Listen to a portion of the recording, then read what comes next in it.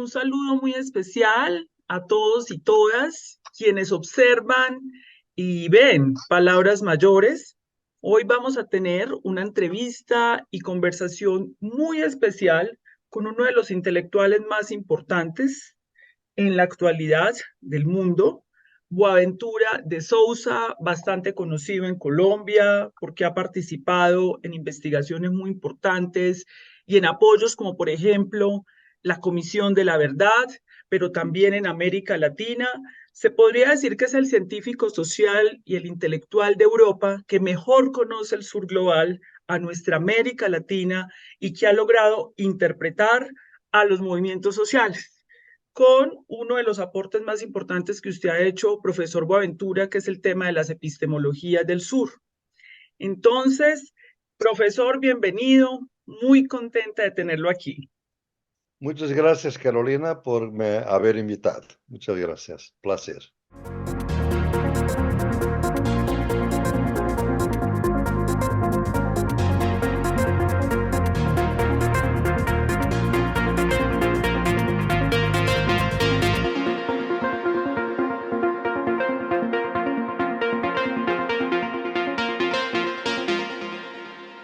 Bueno, profesor, le voy a hacer un contexto un poco de Palabras Mayores. Usted ya conoce este canal. Este canal emerge como una iniciativa alternativa para poder propiciar diálogos con la sociedad civil, los movimientos sociales, los liderazgos progresistas de Colombia. Este es fundamentalmente su público, y también como una respuesta a una crisis que tenemos en Colombia frente a los medios de comunicación corporativos. En este momento, la extrema derecha, de manera mayoritaria, ocupa su voz en los medios tradicionales corporativos. Es decir, el pueblo colombiano mayoritariamente está sometido solo a esa narrativa y a esa realidad. Y evidentemente la extrema derecha colombiana, como la extrema derecha del mundo, pues adopta unas narrativas como, por ejemplo, Colombia era un país maravilloso, pacífico, era un país donde no había corrupción, narcotráfico, hasta que llegó el gobierno de Gustavo Petro y Francia Márquez. Esto lo han repetido todos los días. Esa misma extrema derecha que ha sido responsable de los grandes desfalcos de corrupción en Colombia, ahora son los denunciantes de la corrupción. Evidentemente, también se presentan todos los días hablándole a los colombianos y las colombianas como que ellos son la ciencia y la técnica. Es decir, todos los funcionarios, porque ahí no hay matices, del gobierno del presidente Gustavo Petro son funcionarios teguas, que no tienen conocimiento, que no saben, porque solo aquel conocimiento neoliberal que tiene que ver con el individualismo, con esto del mercado, es la ciencia y la técnica. Entonces hay una cantidad de expertos en este país que son los que mayoritariamente ocupan esos lugares, pues evidentemente ejerciendo una oposición desde esa postura que yo sé, Boaventura, que no es solamente en Colombia. Esto es un fenómeno que se está presentando en el mundo. Entonces, desde los movimientos sociales, desde todo este trabajo que ha hecho Pablo Borges, pues generamos una alternativa para discutir, y por eso es tan importante que usted se encuentre aquí, porque es llevarle otro tipo de diálogo, discurso y elevar la discusión política en Colombia, que está bastante degradada por la extrema derecha, generando una confusión en el ciudadano.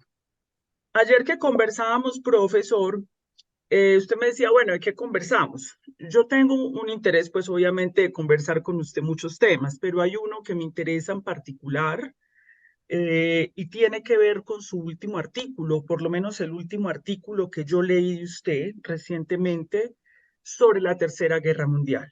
¿Y por qué me interesa conversar con usted este tema? Pues evidentemente por el interés que concita y porque también queremos aclararle muchas cosas a los colombianos. Es normal ver titulares en Colombia de prensa donde hablan del enfrentamiento entre Hamas e Israel. y presentan eso así y nos interesa mucho una comprensión más profunda del análisis geopolítico que usted ha hecho. Yo voy a anotar 3 puntos fundamentales para que usted de pronto ya venga a profundizar y algunas preguntas que tendría para usted respecto a ese último artículo de la Tercera Guerra Mundial. Bueno, usted ha planteado, y es un planteamiento que usted ha hecho en varios de sus discursos, sobre el problema de la crisis de Europa, Europa como el continente de la guerra, que estuvo en el centro de la guerra, de la Primera Guerra Mundial, de la Segunda, en la cual Estados Unidos estaba en una postura de no intervencionismo porque estaba en crecimiento hacia ser imperio hegemónico en el mundo. Sin embargo, usted plantea que evidentemente pues los Estados Unidos ya es la guerra, ya es el origen y ya es el corazón de la guerra, que eso no ocurrió en las anteriores guerras y hoy hay un problema y es que esa guerra puede tener características de migrar hacia una guerra nuclear, que podría pues efectivamente acabar con el mundo, con lo que conocemos de vida humana. Y usted clasifica, y usted, digamos, esa guerra que promueve los Estados Unidos lo analiza en Ucrania y la analiza en Israel. En Ucrania, el planteamiento es que los Estados Unidos, la intención con las presiones y el cercamiento de la OTAN es el cambio del régimen político dirigido por Putin para que lograra Rusia entonces ser un aliado de los Estados Unidos, ya que ante la emergencia de la China, Estados Unidos encuentra en este momento ya una contraparte, un enemigo que antes era un aliado, que le ayudó a disimular su declive, pero que ahora es su contradictor y necesita debilitar sus aliados. Pero en el caso de Israel, que quisiera que abordáramos las dos por aparte, es una guerra ya de tipo colonial, un genocidio, porque ni siquiera podríamos estar hablando del concepto de guerra, aquí claramente ya con la demanda de Sudáfrica estamos hablando de un genocidio, donde Israel es Estados Unidos, por la influencia de Israel en la política exterior de los Estados Unidos. Entonces, en ese sentido, la preocupación que usted plantea, que es realmente grave, porque si hoy tenemos la preocupación ya de que la humanidad logre sobrevivir frente a la crisis ecológica y climática, pues usted aquí nos plantea una preocupación de la inminencia de esa tercera guerra mundial. Quisiera de pronto que me comentara a los oyentes un poco más sobre eso. Muy bien, Carolina, un placer enorme. No solamente estar contigo aquí, con la corporación, con Colombia, que está siempre en mi corazón, de alguna manera desde hace muchos años, y de los temas que vamos a tratar. Y antes de todo, como casi un prefacio corto, es que lo que me retratas de la extrema derecha y la prensa y la comunicación social colombiana es igual absolutamente en Europa hoy en día. En Europa no tenemos realmente diversidad y estamos exactamente a recorrer a comunicación alternativa, digamos, para podernos tener, porque la guerra de propaganda es una guerra total. No solamente una guerra de propaganda interna, digamos así, como por ejemplo en Colombia, sobre lo que me decías, sino una guerra de propaganda internacional. O sea, no se puede decir nada en contra de los Estados Unidos, no se puede decir nada en contra de Israel. Y además es terrorista, pero no hay terrorismo de Estado de Israel. Y si vamos en contra, somos amenazados, somos insultados por la prensa. O sea, es una situación muy complicada. Yo, como tú sabes, he vivido parte del año, 35 años, en los Estados Unidos y he vivido esto, la evolución en la sociedad americana, que cuando llegué ahí, para mi doctorado era una de las más libres que yo había visto en el mundo y ahora eso desapareció. Entonces, en ese contexto, realmente es muy importante que hablemos de estas cosas. Yo pienso que realmente hablar de guerra es una cosa que mucho pensamiento crítico no le gusta o nunca trató demasiado de la cuestión de la guerra, porque normalmente el pensamiento crítico, cuando mucho estuvo en contra de las guerras, muchas veces silencioso ante las guerras, por ejemplo aquí en Europa, fueron muy pocos los intelectuales, académicos y de periodistas que se manifestaron contra la guerra, Primera Guerra Mundial, por ejemplo, y la Segunda Guerra Mundial.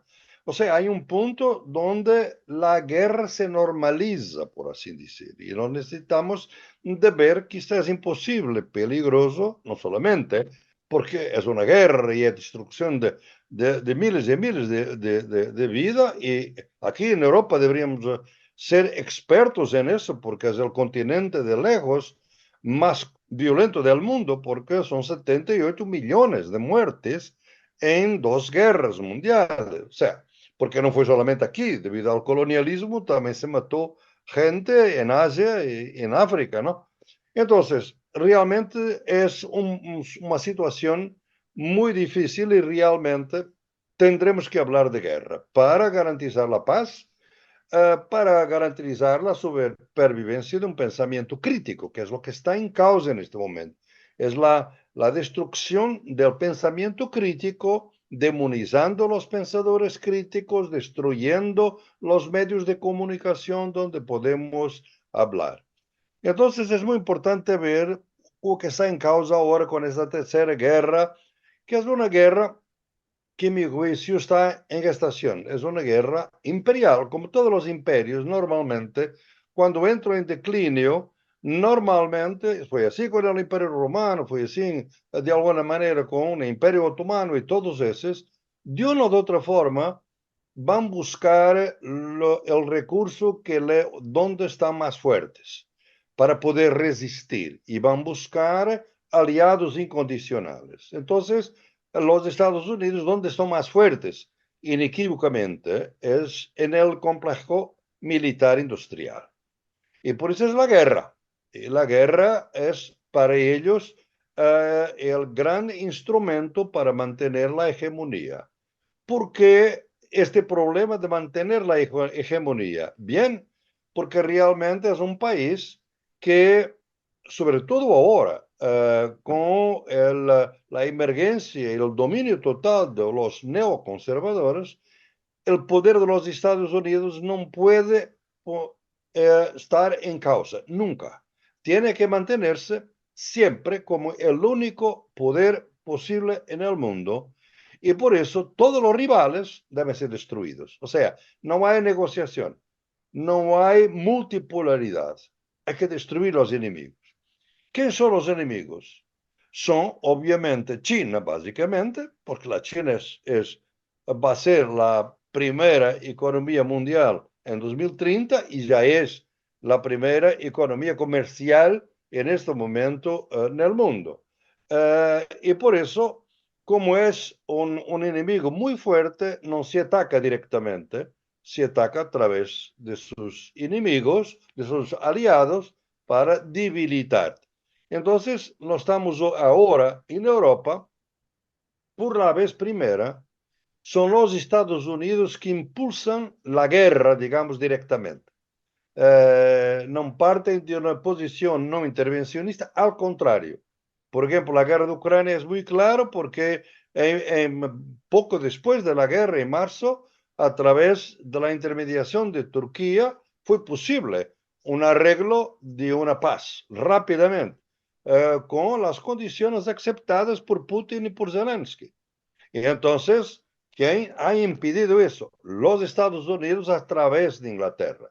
Inglaterra es siempre, digamos, el payaso internacional que va con los Estados Unidos para todo lado, como ahora para el Yemen. El Estados Unidos no va a bombardear solamente a Yemen, solo va con la Inglaterra también, el Reino Unido. O sea, realmente impidieron esa paz. ¿Por qué? Porque querían continuar la guerra. O sea, la guerra de Ucrania es una guerra típica de hegemonía. ¿Por qué? Porque es realmente para debilitar Rusia, que es el gran aliado de China. Tendremos que recordar que en los 80, etcétera, China y Rusia eran grandes enemigos.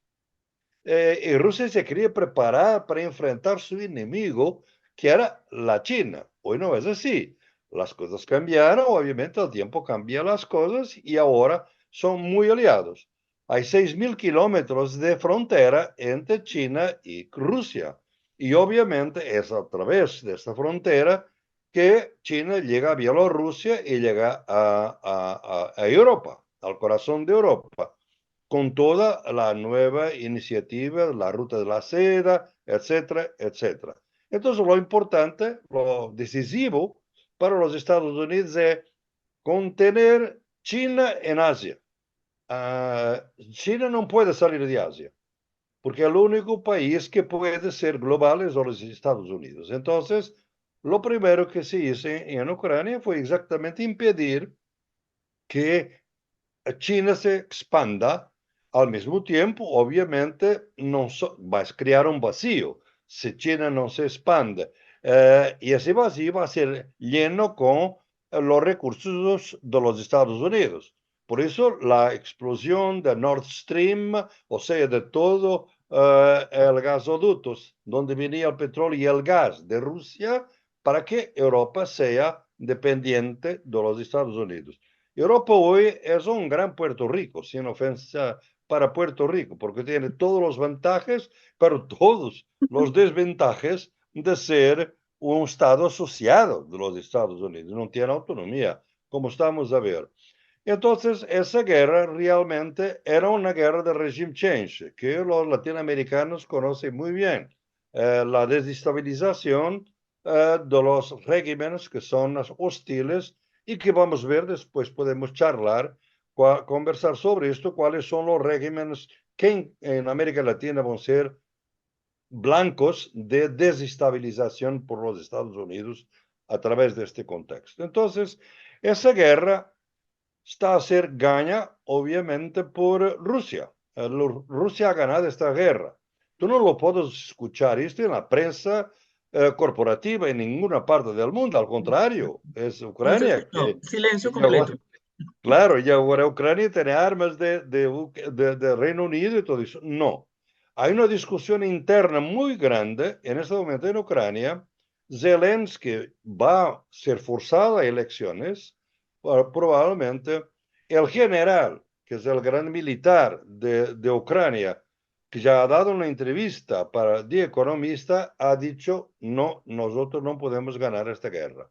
Y por eso este señor en este momento se posiciona como candidato a Zelensky en las próximas elecciones. Claro que nós sabemos que las elecciones en Ucrania son muy problemáticas y no son libres. No son libres ahora. Fueron más libres hasta 2014. Y fue ahí que los Estados Unidos hicieron una intervención muy sucia que fue destruir un proceso democrático que había existido solamente porque el presidente electo era pro-Rusia y no pro-Unión Europea. Entonces, en este momento tenemos la idea de que Zelensky está por un tiempo. Yo te digo, o va a ser sustituido o algo pasa con este señor, porque los Estados Unidos ya no pueden financiar la guerra, por lo menos hasta las elecciones de noviembre en los Estados Unidos. Y hasta ese entonces, se gana Trump, obviamente que terminó. Se gana Biden, obviamente que puede seguir financiando. Pero en ese momento probablemente ya será muy claro que realmente Ucrania perdió la guerra.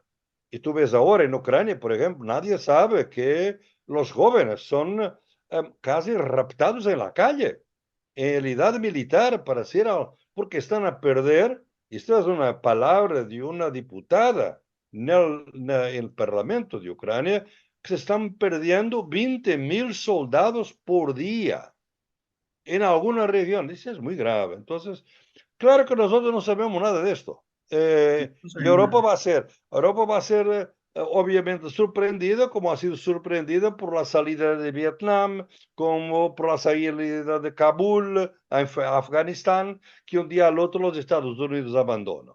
Nosotros sabemos que los Estados Unidos son fieles a sus intereses, no son fieles a sus amigos. Entonces, en el momento que sea necesario salir, sale.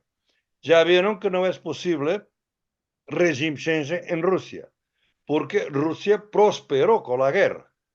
Mm. Ficó más fuerte, quedó más fuerte. Entonces, por ahí ya no vamos. Entonces, los Estados Unidos están en otra guerra de debilitar, digamos, a Israel, a China. Y aquí viene de alguna manera esta idea de Israel. Israel está muy conectada, obviamente es una guerra europea, como la guerra de Ucrania, porque fue el genocidio de Europa en contra de los judíos que estamos con este problema. Y la resolución de la situación en Palestina, la declaración de Balfour de 1917 es del Imperio Británico para permitir un Estado judío en Palestina.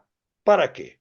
Porque el Imperio Británico estaba ya siendo debilitado en el Medio Oriente y crea un país que pudiera quebrar la unidad islámica, digamos así, de los países árabes donde había todo el petróleo, la riqueza y los recursos naturales.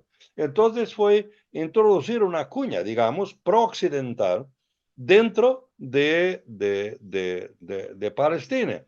Bien, sería una idea imperial, fue una idea imperial que podría, la gente se olvidó, obviamente, de esa idea, esta idea de que vaya a haber dos estados, es una idea muy injusta para los palestinos, porque no hubo referendo, no hubo nada. Es simplemente 1948, que es obviamente una fecha que es muy interesante, porque es la fecha cuando se funda Israel, es la fecha cuando se inicia el apartheid en Sudáfrica. Tú ahora ves cómo están las cosas relacionadas. Porque Sudáfrica viene ahora en contra de Israel. Israel nació en el día que nació el apartheid en Sudáfrica.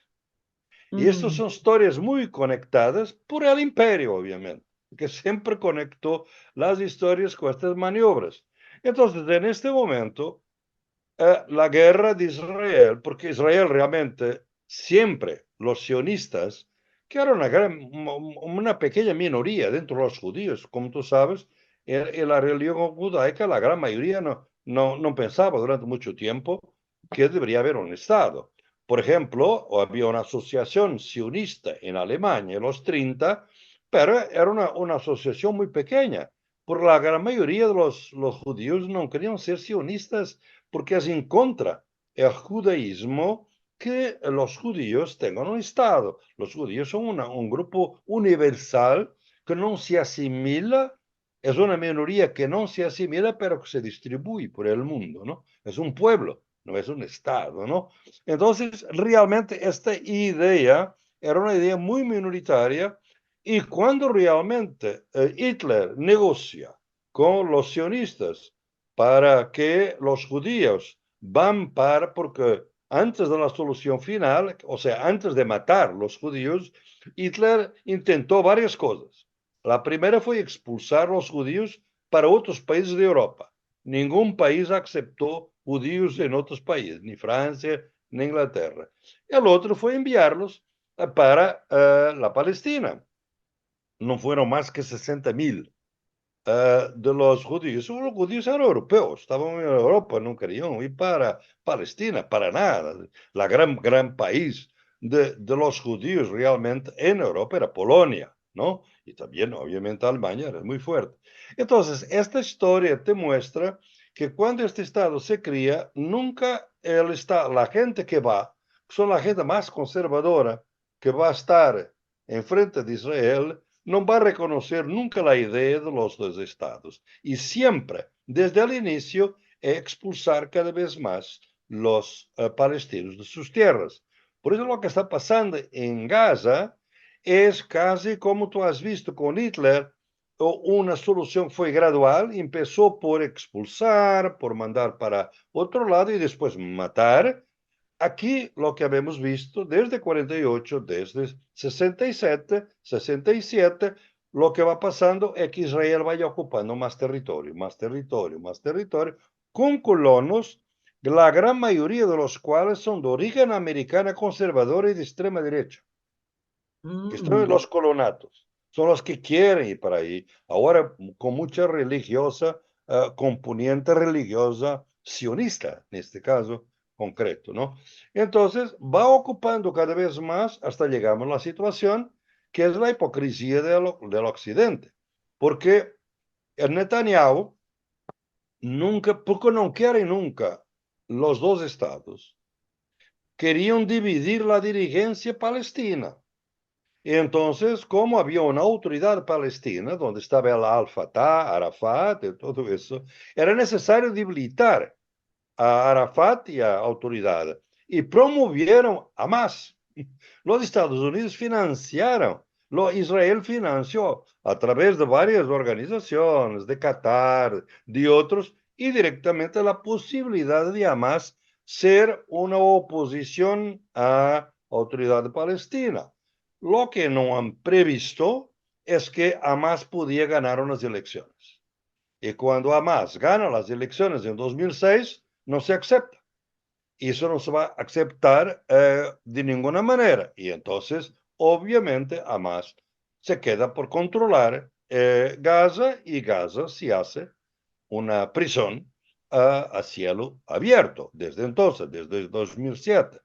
Entonces, en este momento, nos vemos que fue gradual la expulsión, la humillación de los palestinos hasta que ahora, cuando los Hamas hacen esta acción, y aquí hay siempre este problema. Si nosotros hablamos de esto, tendremos que decir, si hay en la prensa convencional, que Hamas es terrorista y que fue una invasión y todo comenzó en 7 de octubre. Obviamente que comenzó en 1948. Obviamente que foi um acto violento de Hamas. Como foram violentos os actos anticolonialistas em contra Portugal, em Moçambique e em Angola. E, obviamente, que em Portugal, durante o colonialismo e o fascismo português, também chamávamos a los que estavam lutando por la independência de Angola e de Moçambique terroristas. Eram os terroristas, não? Hoje são os grandes libertadores de Angola e de Moçambique. Por eso, la cuestión de nombrar la palabra terrorismo está tan politizada que si usa en contra Hamas, no tengo problemas de decir que fue una intervención violenta de Hamas. Pero, después de ver lo que Israel ha hecho, hay obviamente un terrorismo de Estado. Y ellos no quieren reconocer la idea de terrorismo de Estado, que ahora, como vemos, en la Corte Internacional de Justicia, esa cuestión está en primer plano. Entonces, lo que me parece es que ahora llegamos a la solución final. Lo que Israel quiere es realmente expulsar toda la población palestina de Gaza.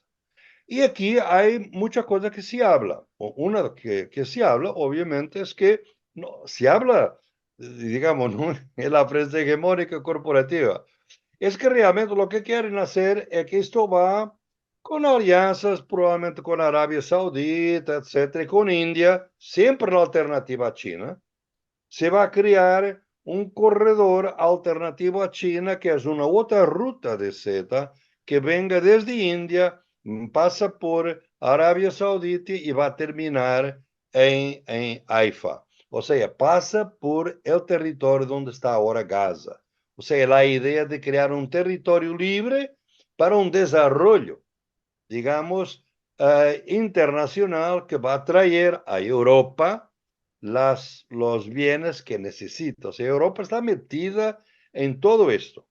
Claro que esto no se sabe, como tampoco se sabe que cuando hubo un golpe en Níger hace tiempo, como tú sabes, en África, Níger, ya varios golpes, Burkina Faso, Níger, Mali, todos tuvieron golpes de Estado en contra del colonizador. Nós estamos em um processo muito interessante que olhamos a segunda independência de estes países.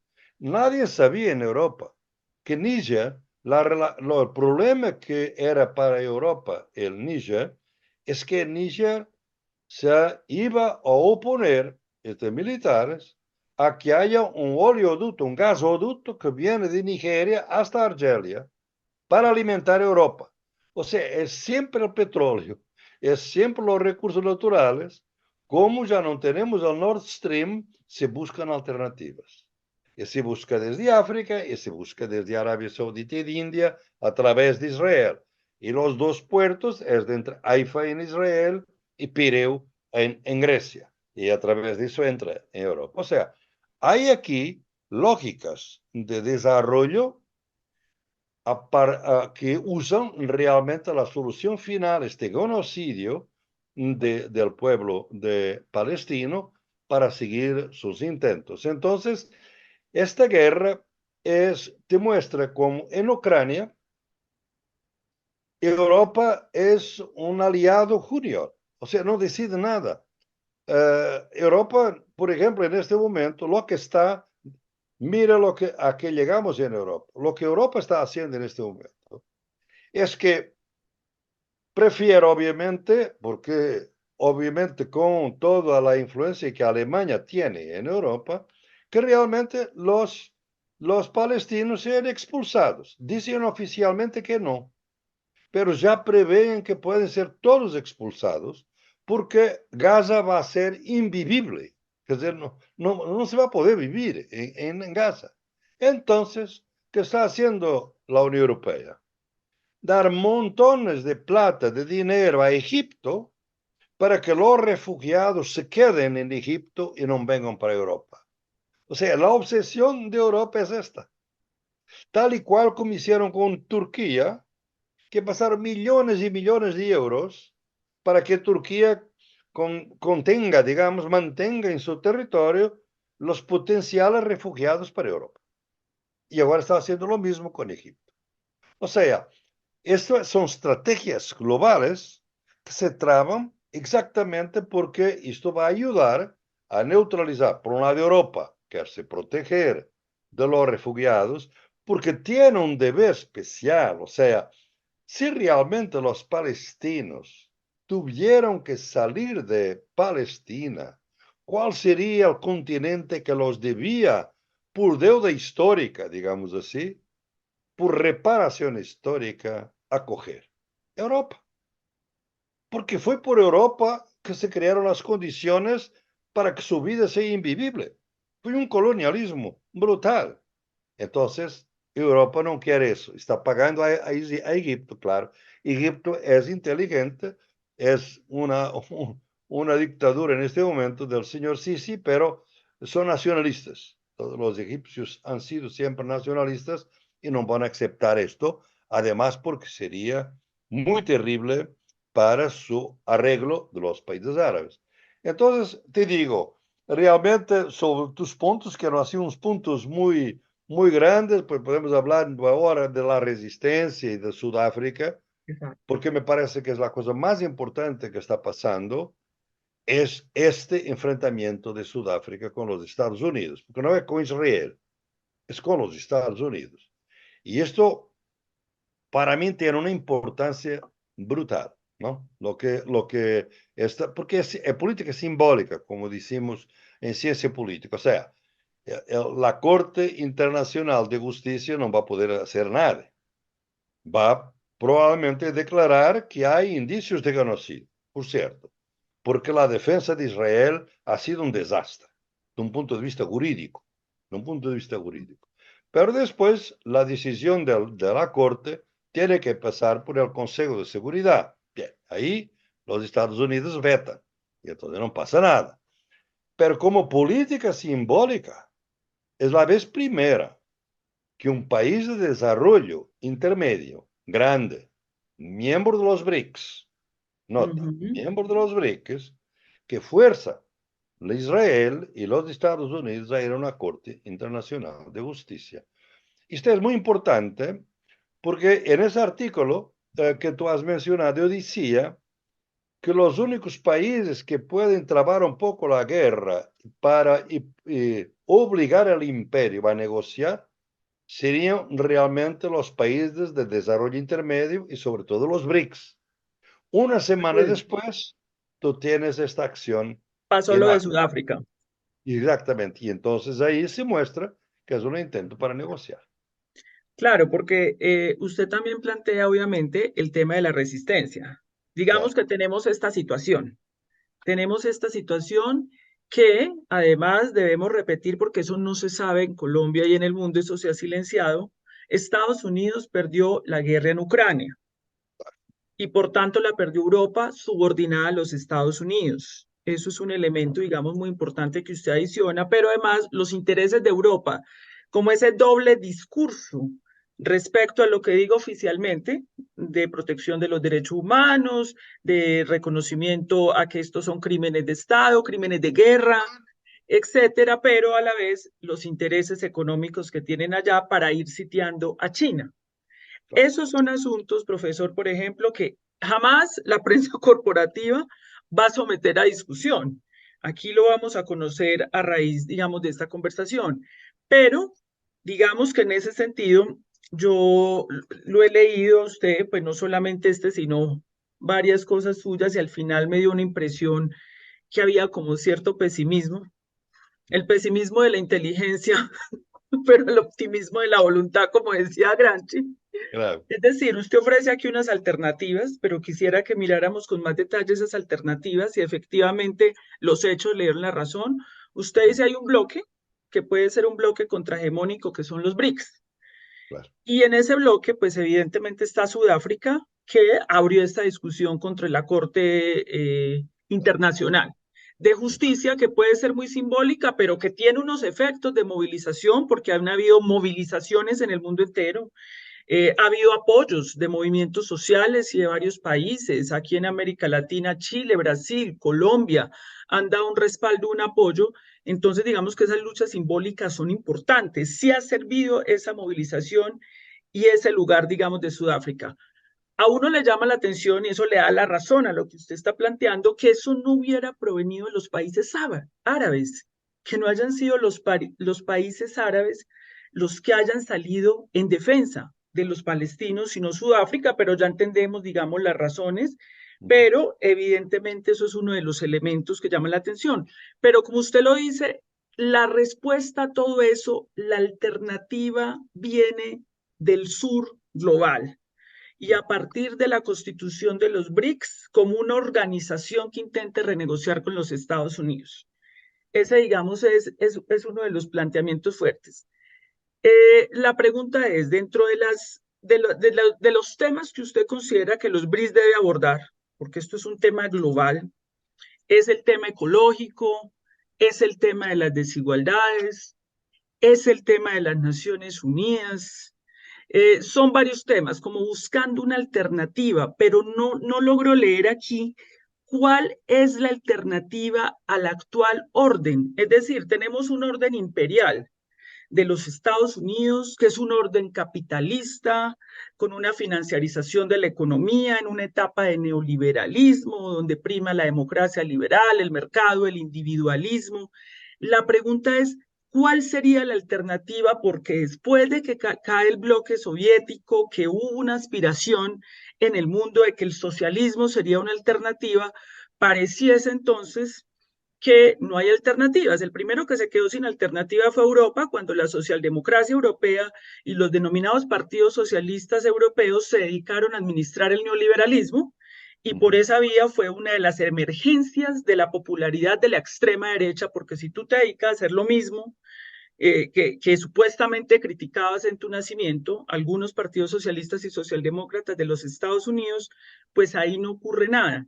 Entonces, ¿cómo podríamos denominar esa alternativa? Usted lo llama, ya no, la alternativa no es entre capitalismo y socialismo, ya la alternativa es entre un capitalismo colonial, un capitalismo no colonial, o ya, es más, usted va más allá y dice, la extrema derecha ha llegado en este momento, está en una emergencia.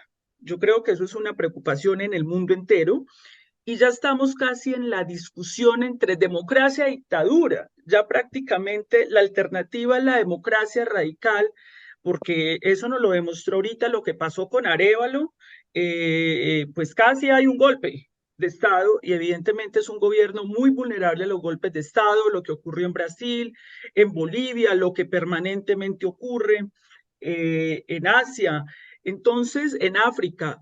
Entonces ya estamos en otro nivel donde la alternativa es seamos demócratas y opongámonos a a las dictaduras y el autoritarismo. Entonces quisiera preguntarle, ¿qué sería esa alternativa que usted ve? Esa me-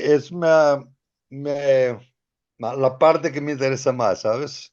Porque yo siempre fui un hombre de alternativas y tú has notado que realmente un cierto pesimismo de mi parte, que no es, que realmente es un pesimismo de inteligencia y un optimismo de la voluntad. O sea, yo quiero llamar la atención para las dificultades, pero me rehúso siempre a decir que no hay alternativas. Por amor de Dios, hay alternativas y muchas veces son sorprendentes, ¿no?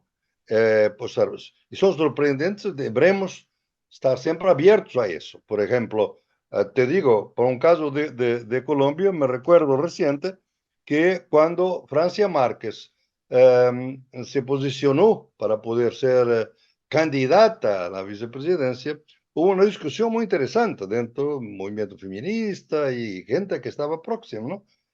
Y realmente me recuerdo muy bien. Yo soy amigo de Francia hace muchos años y que realmente, porque había estado en sus luchas ecológicas, etcétera, y yo fui uno de los que dice, Francia, va adelante, porque tú tienes que ir. Pero las feministas, algunas feministas, decían, no, no vas, tú nunca vas a ganar.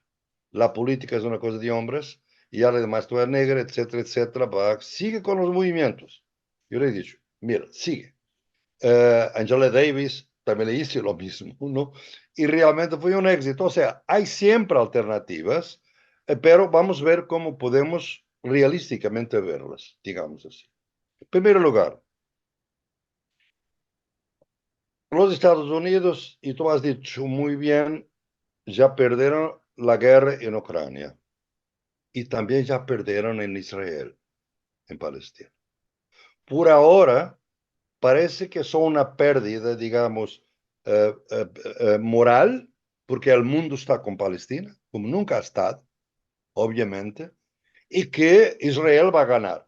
Nunca un país colonial ha logrado destruir por completo un país, excepto los Estados Unidos, que realmente destruyeron toda la población indígena, como Australia, casi todo. O sea, el norte global son los países de racismo blanco, o sea, Europa, o entonces las colonias de Europa que destruyeron por completo la población indígena que existía en este país.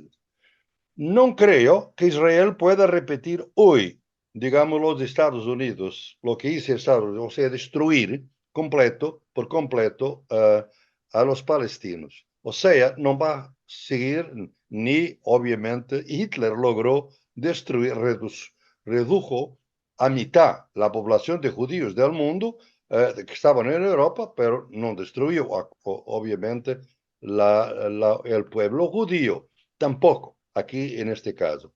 Vamos a ver cómo Palestina va a lograr. Ahora vemos, por ejemplo, en Davos, cómo se posicionan los países árabes. Arabia Saudita, que es un aliado absolutamente estratégico para los Estados Unidos, pero siempre muy en dudas ha dicho que sí podemos reconocer a Israel a una condición, y que el pueblo de Gaza, los palestinos de Gaza se puedan quedar en Gaza, porque el plan de Israel es expulsar. Pero Arabia Saudita ya ha dicho, no hay solución si ustedes no aceptan los palestinos ahí. O sea, hay una lucha, digamos, entre los países árabes, que en ese sentido es de mantener una relación con Israel, porque obviamente es una cuestión muy compleja, porque es sunita, chiitas, Hamas no es sunita, es chiita, como es Hezbollah, etc. Hay diferencias que de alguna manera ayudan a explicar las divergencias, pero hay límites para ellos, ¿no? Y pienso que realmente Israel no puede contar con una total pasividad de los países árabes. Tiene que ceder se no quiere una guerra, y probablemente va a tener que ceder la presencia de los palestinos en Gaza. Lo primero es esto. Ahora, ¿cómo se hace la resistencia? Yo, no, yo he dicho que la alternativa no es capitalismo y socialismo, sino capitalismo con colonialismo y versus capitalismo sin colonialismo. Y en mis libros, porque yo soy un socialista, digamos, de formación, y marxista de formación, para mí el capitalismo no es el fin de la historia, de ninguna Marxista de manera. colonial. Exactamente, y por eso yo pienso, no lo digo en el artículo, claro, pero te digo a ti, y tú conoces mi trabajo, sabes muy bien, capitalismo sin colonialismo no existe, no subsiste, ¿De qué vivirá porque Europa? Sin el colonialismo, ¿de qué obviamente, vivirá Europa?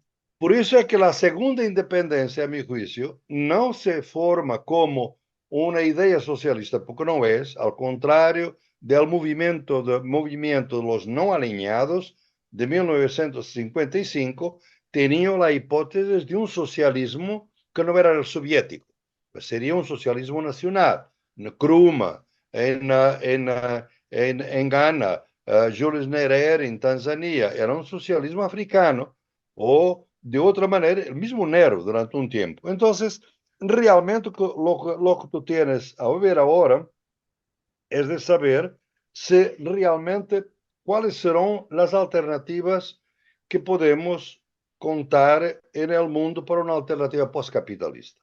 Vamos ahora a mí un debate que hago sobre el socialismo, podríamos en otra ocasión hablar de eso, es si vamos, el futuro es un futuro socialista o un futuro de buen vivir según los pueblos indígenas, los buen vivir de las ideologías, filosofías indígenas. Es un tema que me parece muy interesante porque no me parece que puede ser un socialismo desarrollista.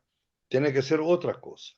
Pero veo que la resistencia en este momento, la idea de socialismo está siempre por ahí. Tú no puedes nunca quedar, no está en los BRICS, pero los BRICS no son todo. Por ejemplo, hay un país fundamental que no está en los BRICS en este momento y que, a mi juicio, me parece muy importante para producir una alternativa. Y es un gran líder mundial para mí, que hay dos líderes grandes de talla mundial en América Latina. Una es Lula da Silva, el otro es Gustavo Petro. Gustavo Petro es el líder mundial que ha puesto con más fuerza la idea de una alternativa ecológica. Es el único país que realmente ha promovido con gran intensidad la alianza más allá del gas, del petróleo y de la economía fósil. Es una alianza que está creciendo para eliminar realmente de vez la economía fósil del mundo. Y es por eso que ha declarado en Dubái que no va a conceder más concesiones. Claro que hay muchas concesiones en Colombia, no necesita más, ¿no? Pero todo esto es una alternativa, como su primer discurso en las Naciones Unidas, que fue escrito, fue el discurso más importante después del discurso de Che Guevara, cuando Che Guevara en 62 saludó los nuevos países en las Naciones Unidas, fue el discurso de Gustavo Petro, el primer discurso en las Naciones Unidas. Es un discurso impresionante sobre Amazonia, sobre la coca y sobre esto y tal. Por eso, y ha mantenido con alguna coherencia, claro que en una transición ecológica va a ser muy larga, no va a ser cosa corta, va a ser muy larga, ¿no? Pero de todas maneras, tú puedes ver que hay aquí una idea de transición, de alternativa, que ya no es un país menor que tiene un presidente que habla de esta manera. Es Gustavo Petro de Colombia, que hasta ahora nosotros decíamos que era el Israel de América Latina, porque era el aliado incondicional de los Estados Unidos. Las cosas son distintas, ¿no? Entonces, me parece que todos estos gobernantes que buscan una alternativa van a estar en peligro. O sea, hay gente amenazada, porque el capitalismo que tenemos hoy es un capitalismo salvaje. Porque exactamente esta idea del mundo unipolar es que a los rivales se destruyen, no se negocia con ellos, ¿no? Por eso va a haber desestabilización y regime change en Sudáfrica. Tú escribes, un sociólogo normalmente prevé bien el pasado, no prevé el futuro, ¿no? Pero yo te digo, por la experiencia, que vaya a haber acciones de desestabilización en Sudáfrica y quizás en Brasil después de la declaración de, porque Brasil son todos los países vulnerables, porque son democracias en los BRICS, entonces son más Sí, fáciles de desestabilizar. Y Colombia es fácil de desestabilizar. Tiene una sí, extrema derecha muy fuerte, tiene intereses narco muy fuertes, tiene una tradición militar muy estadounidense, o sea, tiene todo, digamos, para poder ser desestabilizado. Claro que hasta ahora no lo hicieron, porque Petro ha tenido la posibilidad de mantenerse y espero bien que se mantenga. O sea, la resistencia está a dos niveles. En el plano ideológico, tenemos ideas, tenemos presidentes como Petro que dicen, terminó el capitalismo fósil. Y para mí, este capitalismo fósil es capitalismo colonial, no puede seguir. O sea, Petro sin decirle expresamente, está diciendo que el capitalismo ha llegado al final. El desarrollismo ha llegado al final. Pero este final lleva décadas, es una transición, pero tenemos que empezar.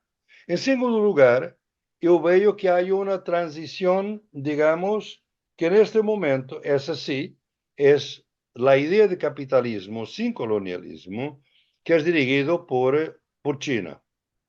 Y esa alternativa está en el terreno. Y los BRICS son la expresión de esto. Los BRICS, claro, el país de legos más fuerte dentro de los BRICS es China. Después Rusia, después Brasil, etcétera, ¿no? Entonces, India también. Claro que los Estados Unidos están intentando dividir, obviamente, separar India de China, que es absolutamente crucial, separarlos, ¿no?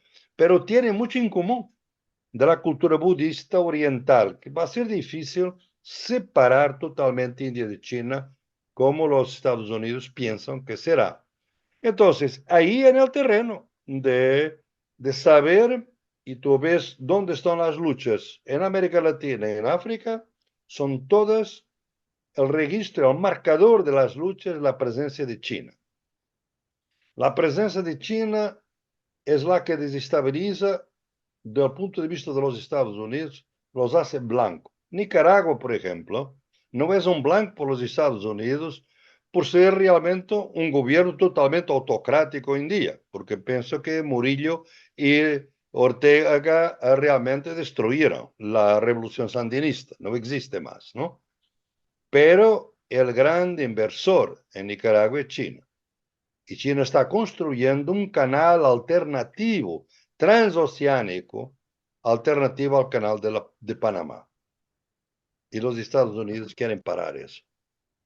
No sabemos cuándo lo van a parar, pero lo quieren parar, ¿no?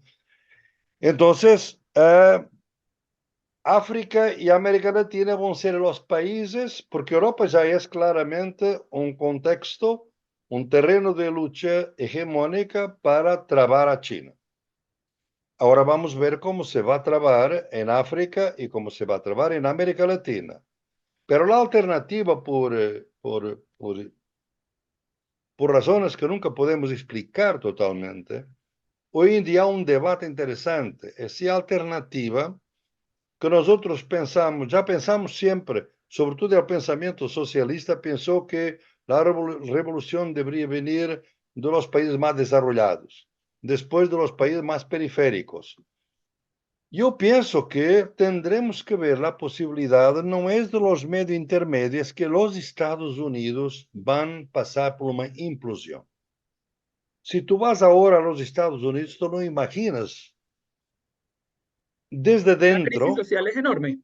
enorme cómo es posible que nada se note fuera. O sea, la industria de entretenimiento te da una idea de los Estados Unidos que no tiene nada a ver con la vida de las personas, con los datos que te digo ahí, del hambre, de los sin techo, de todo esto en los Estados Unidos. Y hay fuerzas que son realmente isolacionistas, donde está Trump también, obviamente, que pueden cambiar las cosas de una manera que puede ser para una guerra brutal, porque si Trump es a favor de Rusia, por así decir, es en contra de China y a favor de Israel, obviamente, porque es el que ha declarado Jerusalén como la capital de Israel, o sea, que es una cosa, un crimen, digamos, religioso y político y todo esto. Entonces, yo te digo que donde veo las alternativas, ellas tienen que ser de economía política, básicamente. No es el feminismo, por ejemplo. Y esa es una cosa que me preocupa, es que los movimientos que progresaron más en el último tiempo son los movimientos que dejaron de discutir el capitalismo como problema. Ya no se discute, como si el capitalismo fuera para siempre. Entonces hubo un movimiento de lo que llamamos de un activismo de clase para un activismo identitario. Y el activismo identitario, sin un activismo de clase, puede ser muy reaccionario. Yo lo he escrito muchas veces sobre la articulación de las luchas en contra del capitalismo, en contra el colonialismo o racismo y en contra el patriarcado o sexismo. Las tres luchas tienen que articularse. Lo que yo veo es que los movimientos, gran parte de los movimientos, no luchan, dejaron de luchar en contra del capitalismo y por eso progresaron mucho. Fueron muy aceptados por la prensa hegemónica, ciertas corrientes del feminismo, por ejemplo, porque no ponen en cuestión el neoliberalismo y el capitalismo, ¿no? Y hay, ahora mismo acaba de salir en Argentina un grupo, un libro muy interesante de feministas que dice, mira, nosotros nos olvidamos de la justicia social, estábamos tan metidos en el problema identitario, que es importante, obviamente, es crucial, pero tiene que estar con la economía política, con la justicia social, con la desigualdad. Entonces, ¿qué me parece? Es que realmente la alternativa vendrá siempre de articulación de luchas que no pueden ser simplemente de clase, sino antirracistas y antisexistas. ¿Por qué Sudáfrica es interesante? Porque Sudáfrica trae un poco de la lucha anticapitalista sin decirlo, porque lo que quiere es un capitalismo sin colonialismo. Eso para mí no es posible, el capitalismo no subsiste, ¿no? Y por otro lado, traen toda la cuestión del racismo, del colonialismo y del racismo, que es doble, como colonia y como apartheid. Entonces, yo pienso que aquí no se une a esta lucha la lucha feminista, digamos así. Es una lucha más de recorte de economía política y anticolonial. Sería importante de una perspectiva feminista en los BRICS, por ejemplo, que no existe en este Ujú. momento.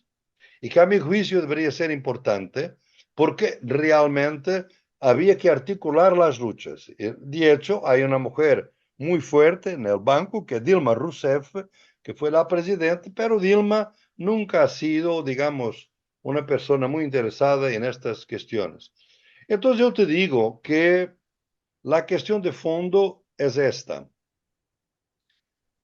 Pero ahí hay un asunto, porque mencionas una cosa muy importante que tiene que ver con este tema del feminismo, y ese es el gran debate de Nancy Fraser, de cómo una parte del feminismo termina siendo cooptada por el neoliberalismo porque solo se dedica a las luchas por lo identitario, entonces no le queda difícil al neoliberalismo poner de directora del Fondo Monetario Internacional a una mujer. No le queda difícil al neoliberalismo poner a Hillary Clinton para que ejerza una política de relaciones exteriores de destrucción. Entonces ese feminismo se vuelve esencialista, que el solo hecho de ser mujer en ese sentido, tiene la razón y debe ejercer el poder y abandonaron lo que en términos de Fraser usted lo llama el clasismo, en términos de Fraser son las luchas por la redistribución. Y en el caso colombiano, por ejemplo, lo que termina pasando es que ese feminismo termina marginalizado. Muchas veces terminan en unas discusiones solo sobre el sexismo, en unas discusiones sobre el sexismo, sobre las denuncias de acoso y terminan sin darse cuenta con la extrema derecha haciendo coro con la extrema derecha para oponerse al proyecto democrático de cambio porque no saben medir en ese momento cuál es la correlación que debe haber entre ese sexismo que se tomó al feminismo en cierta parte y los temas de redistribución. En el caso colombiano, pues hay un debate muy amplio sobre eso, porque lo que se denomina el movimiento feminista, una parte, es una cosa ya muy cooptada por el neoliberalismo y hay otra que se está organizando, pero que tiene que emerger todavía epistemológicamente y mirar cómo se posiciona frente al mundo político. Ese es un caso, me parece a mí, profesor, me parece, por ejemplo, que en el caso chileno, en la constituyente que usted estuvo apoyando en los temas de la discusión plurinacional indígena de la constituyente chilena, me parece a mí que también ahí hubo cierto maximalismo de algún feminismo que se desconectó de la realidad de las mujeres de a pie chilenas, como ocurre aquí. Las mujeres colombianas en su mayoría están preocupadas es por el acceso al trabajo, la igualdad de su salario, el cuidado de sus niños, el acceso a la educación superior.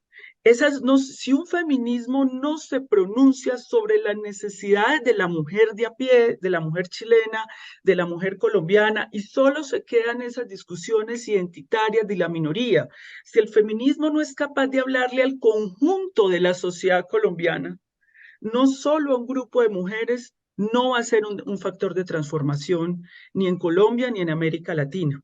Y en eso, digamos, la principal exponente es Nancy Fraser, que me parece magnífica la obra de ella en ese sentido. Sí, Nancy Fraser es muy buena y Silvia Federici de alguna manera en algunos textos también, pero Silvia fue un poco cooptada por algún tipo de feminismo de clase media blanca, pero Silvia Federici muy bien, pero Nancy es una amiga, es una persona que conozco bien y que he estado muchas veces con ella y estoy totalmente de acuerdo con sus posiciones. O sea, lo que veo es lo siguiente. Não podremos já agora, outro debate que vai ser es izquierda y derecha, porque lo que para nosotros es muy claro entre izquierda y derecha, en América Latina, por ejemplo, por lo menos debatemos, si vamos para África, esta división izquierda y derecha no se pone de la misma manera, o algunas veces no se pone mismo, ¿no? Si vas para Asia, tampoco.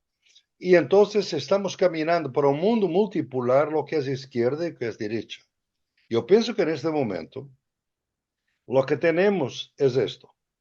Por un lado, tenemos una alternativa socialista que tiene que mantenerse en el terreno y que por ahora se llama capitalismo sin colonialismo, que para mí es lo mismo que decir una alternativa postcapitalista, por un lado.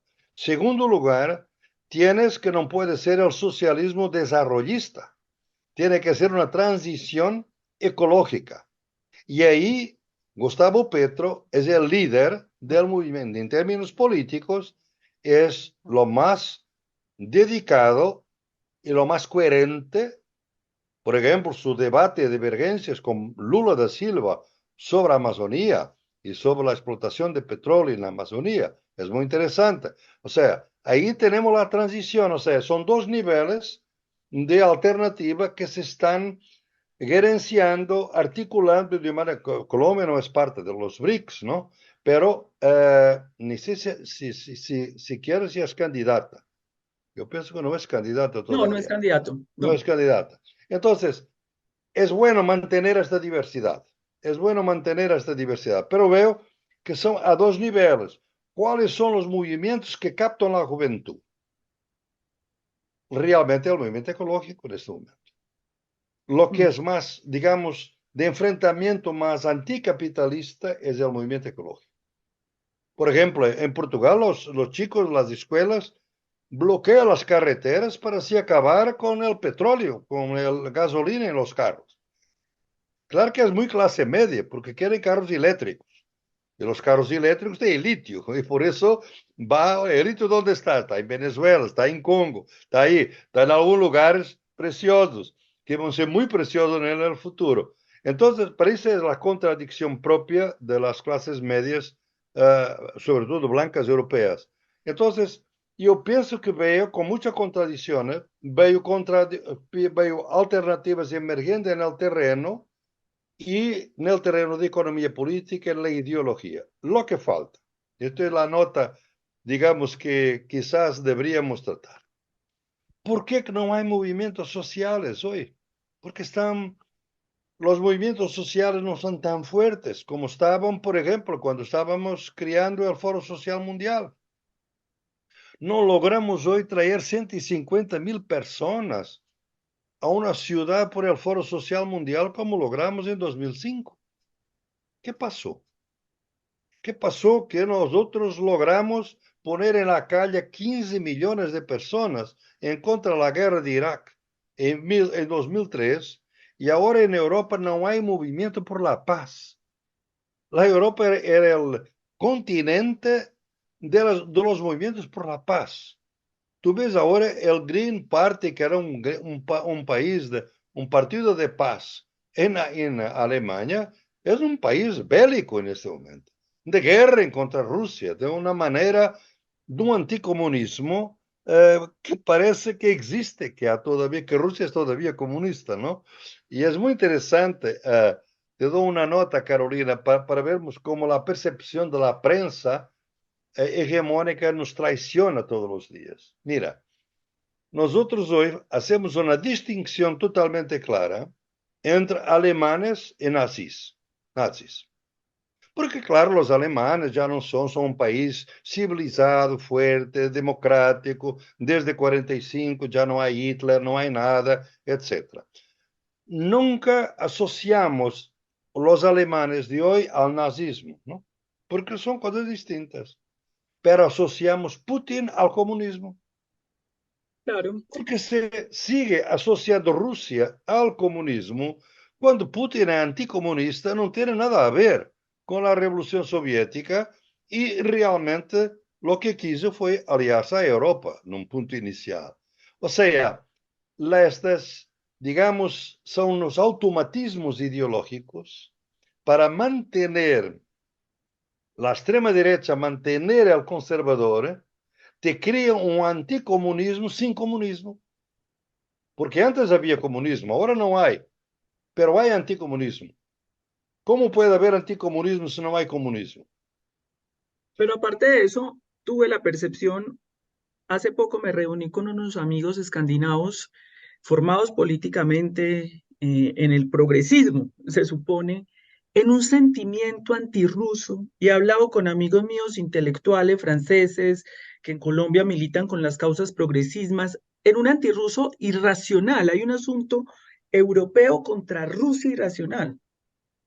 No tengas dudas, mi próximo texto llama exactamente Europa y Rusia, ¿no? Porque realmente es fascinante de ver cómo esta relación de amor-odio, claro que comprende los países nórdicos, o sea, con los países Finlandia o Suecia, por ejemplo, que tuvieron, digamos, o fueron colonizadas por la Unión Soviética durante un tiempo, o los países bálticos, Letonia, Estonia, Lituania.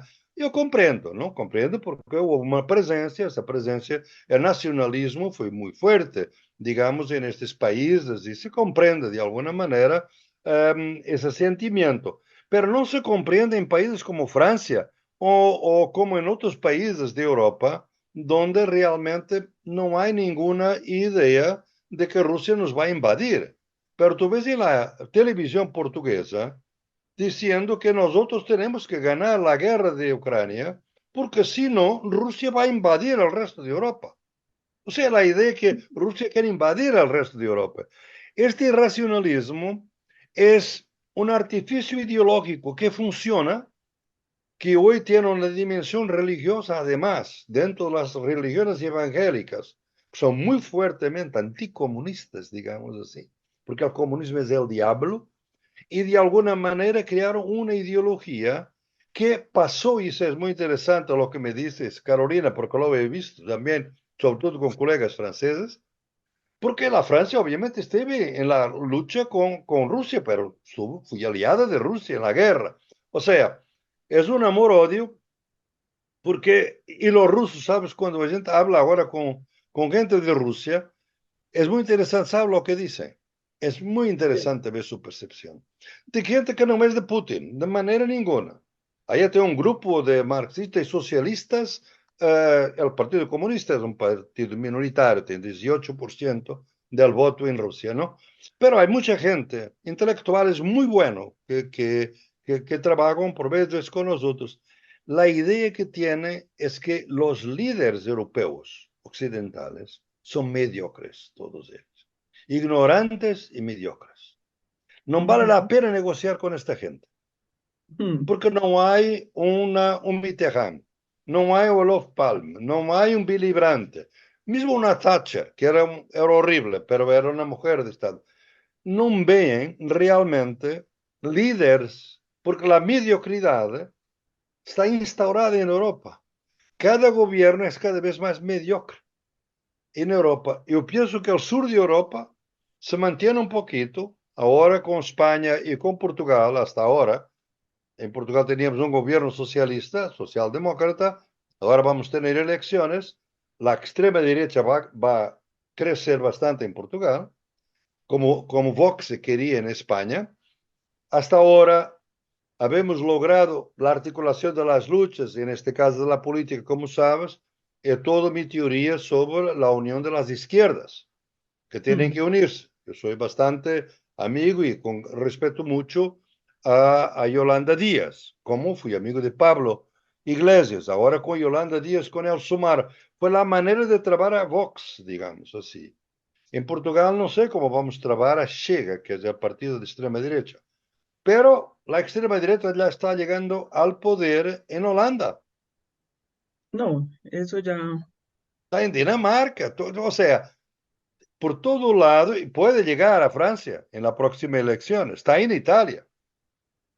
Mm. en Italia, ¿no? O sea, esto me preocupa porque la diferencia que tenemos hoy, Carolina, entre el mundo de hoy y el de los años 30, porque es necesario recular un poquito para entender, es que hubo un periodo en los 30, los años 30 del siglo pasado, em que não havia entusiasmo por la democracia, porque a democracia realmente os partidos cambiam, pero não cambia a política, porque são todos corruptos, etc, etc.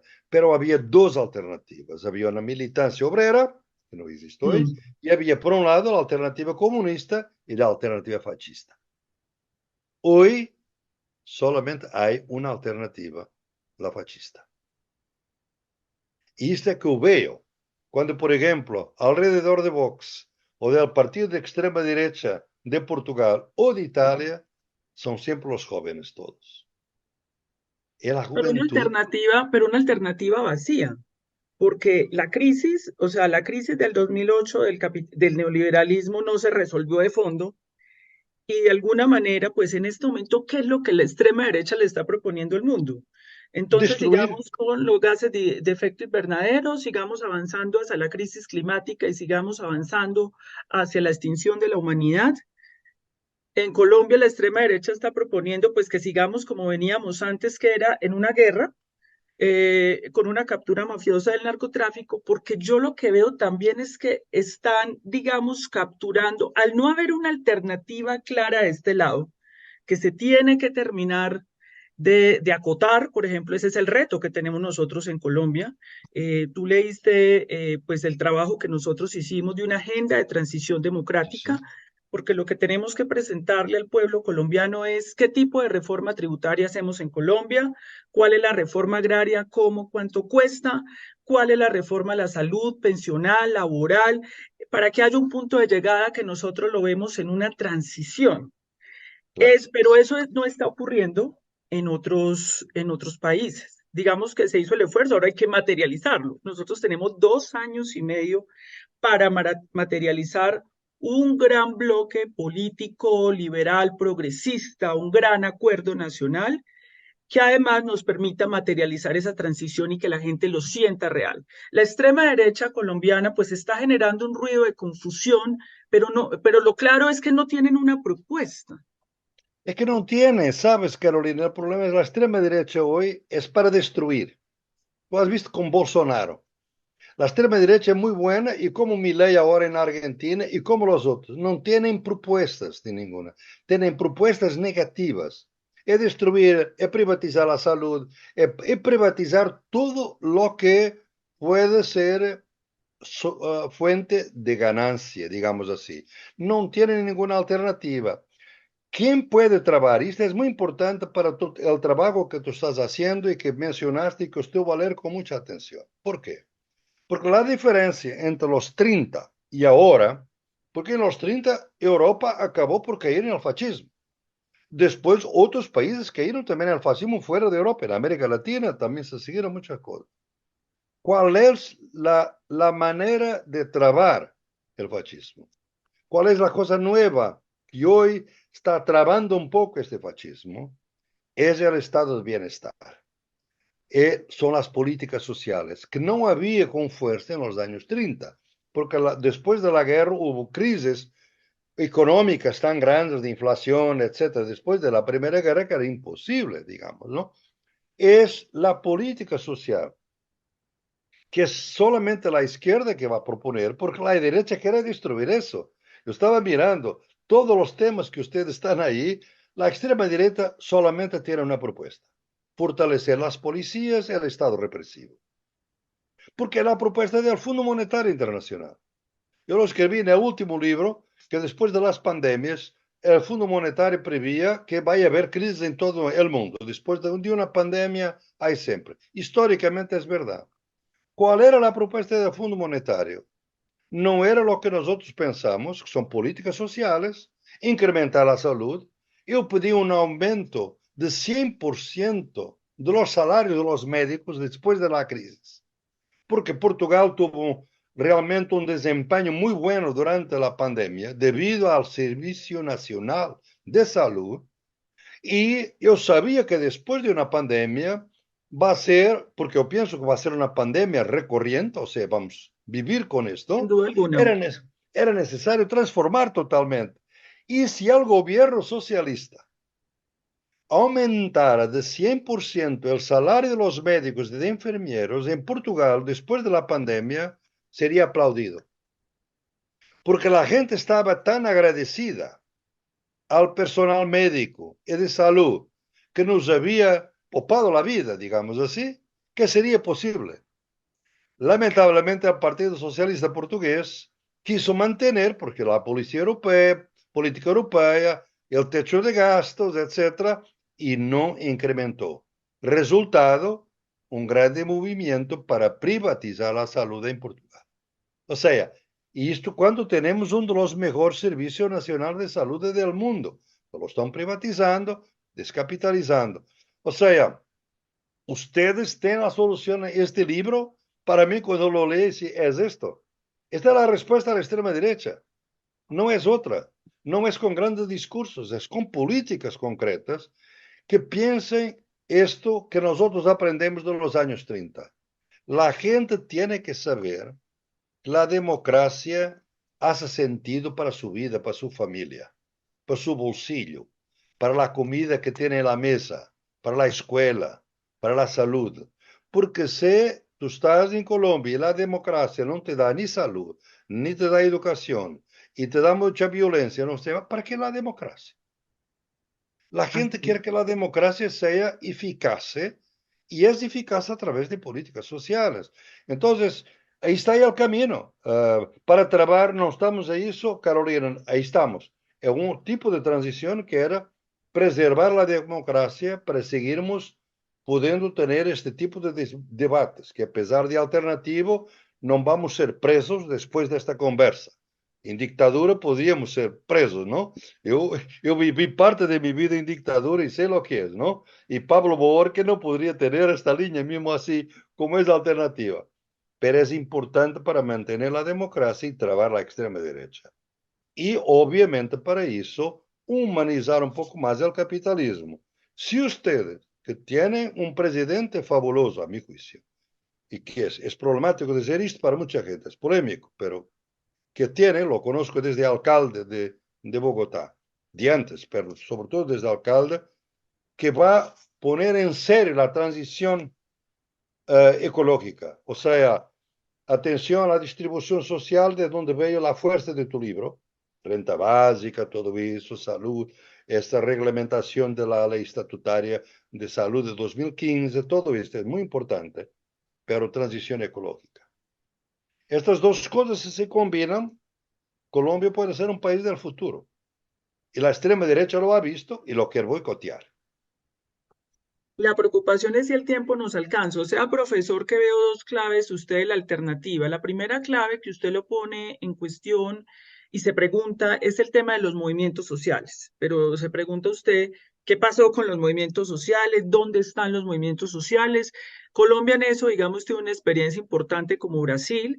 El gobierno de Gustavo Petro gana por una coalición de partidos políticos de izquierda con sectores del liberalismo y sobre la base de los movimientos que son bastante organizados en Yeah. Colombia. El liderazgo social en Colombia es muy importante. Por eso los sectores de la extrema derecha, por decirlo así, armados, asesinan a los líderes sociales en Colombia porque tienen un poder enorme de organización sobre la sociedad, sobre la comunidad, sobre la denuncia frente al Estado. Pero el segundo elemento que usted presenta aquí, que me parece muy interesante como alternativa, es el tema del Estado.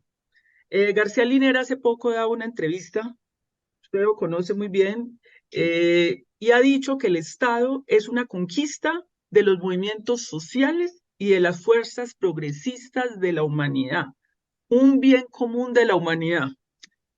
¿Qué opina usted de eso? Mi querido Álvaro García Linera, yo tengo un diálogo con él hace mucho tiempo, ¿sabes? Cuando era vicepresidente. Y, um, y habíamos discutido esta cuestión. El Estado es un campo de disputa. Obviamente que el Estado capitalista fue creado exactamente para mantener el capitalismo, punto.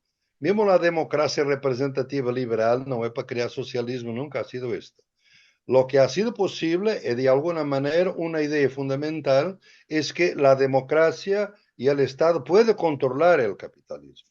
Ahora, si era un bien común de la humanidad, eso tengo más dudas, o sea, porque no es porque yo sea anarquista, no, es porque yo pienso que esta forma de Estado, mira, por ejemplo, cómo se han destruido tan fácilmente todas las conquistas que hicimos en Ecuador. Yo prácticamente todos los años estaba en Ecuador entre 2006 y 2009. Tenía muchos problemas con Rafael Correa, por supuesto, ¿no? Pero era un país de esperanza, era un país de la constituyente. Yo fui consultor de la constituyente en Ecuador y en Bolivia. Ahí conocía bastante a Liñera por eso, ¿no? Y estábamos construyendo todo esto. De repente vienen dos gobiernos de neoliberalismo duro y Ecuador es el país del narcotráfico, de las mafias que están retirando de Colombia para Ecuador y uno de los países más violentos del mundo. En una década destruir un país lleva mucho tiempo a construir un país. Lleva nada, casi nada para destruirlo. El Estado tanto puede ayudar a construir como puede ayudar a destruir. Por eso soy un poquito más dialéctico, a pesar de un gran respeto por un gran marxista que es Álvaro García Linera. Yo también lo soy y por eso para mí es un campo de disputa y es una dialéctica del Estado. Puede estar con nosotros, puede estar en contra. Entonces tenemos que tener, cuando tenemos la ocasión, por eso es que digo, porque cuando hablamos de los movimientos, lo que yo quiero es que los movimientos en Colombia defiendan tus políticas, de que los defiendan a Gustavo Petro, porque van a intentar desestabilizarlo, tengo dudas, y ya lo intentaron de varias veces. Los movimientos tienen que estar en la calle, no simplemente para defender a un presidente, pero defender políticas como las que ustedes están defendiendo. Y para eso hay toda una educación.